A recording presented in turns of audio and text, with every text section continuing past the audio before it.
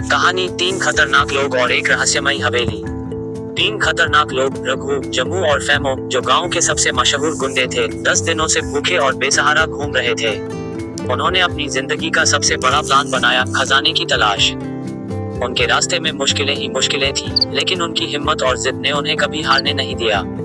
वे जंगलों, पहाड़ों और नदी के किनारे कई दिनों से खोज कर रहे थे, लेकिन अब तक कुछ भी हाथ नहीं लगा था। पहला दृश्य, तीनों भूख से बेहाल एक जंगल के बीच चल रहे हैं। रघु थके हुए, यार अब तो मुझे लगने लगा है कि हमें कुछ नहीं मिलने वाला। 10 दिन हो गए, एक टुकड़ा भी नहीं मिला। जम्मू भूख से परेशान, बस अब तो मैं सच में कुछ भी खाने को तैयार हूँ। मैंने तो अपनी जूती तक खाने का सोच लिया था। फैमो हंसते हुए, अरे भाई, जूती खाने की जरूरत नहीं, सुना है एक बड़ी हवेली में खजाना छुपा है, वहाँ चलेंगे और जितनी भी चमकदार चीजें होंगी उठा लेंगे।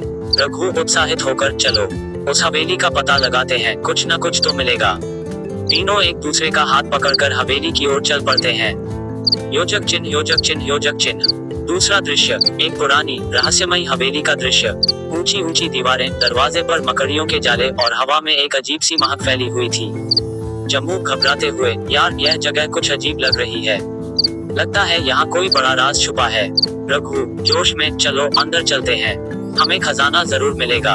उन्होंने दरवाजा खोला और जैसे ही अंदर कदम रखा, एक डरावनी आवाज गूंज उठी, दरवाजा अपने आप बंद हो गया। फैमो डरते हुए, ये क्या था, अब हम कहाँ फंस गए।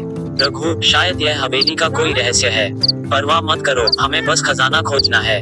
योजक चिन्ह, योजक चिन्ह, योजक चिन्ह। तीसरा दृश्य, अंदर एक रहस्यमयी कमरा था, जहाँ कई तरह की चीजें रखी हुई थी, सोने चांदी के गहने, कीमती रत्न और बहुत कुछ। लेकिन तभी एक अजीब सी पीछा करने वाली आवाज सुनाई देने लगी।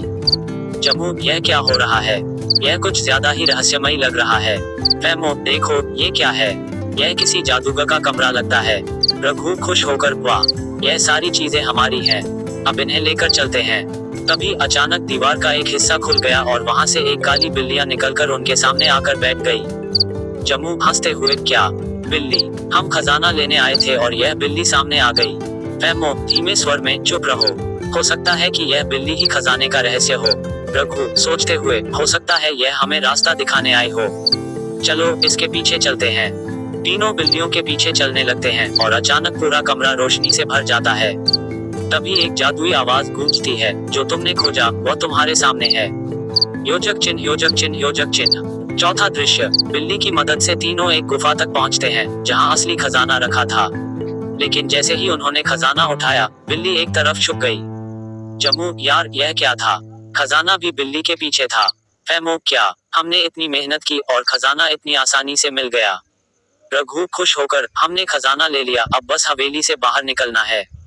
तीनों जल्दी से खजाना लेकर हवेली से बाहर निकल जाते हैं। लेकिन जैसे ही वे बाहर निकलते हैं, उनकी नजर एक और हवेली पर पड़ती है, शायद एक और खजाने की जगह। रघु मुस्कुराते हुए, अब यह हवेली, लगता है यहाँ भी खजाना छुपा होगा। जम्मू हंसते हुए, वाह, हम तो खाना ढूंढने आए थे और खजाना लेकर जा रहे हैं। फैमो, यही तो असली मजा है, हमने खजाना भी पाया और हंसी भी। योजक चिन्ह, योजक चिन्ह, योजक चिन्ह। अंत। और इस तरह तीनों ने अपनी खतरनाक लेकिन मजेदार खोज पूरी की और अब वे एक नए खजाने की तलाश में निकल पड़े। उस दिन उन्हें एक जरूरी सीख मिली, कभी लालच मत करो और हमेशा हंसते रहो, चाहे कितनी भी मुश्किलें आएं।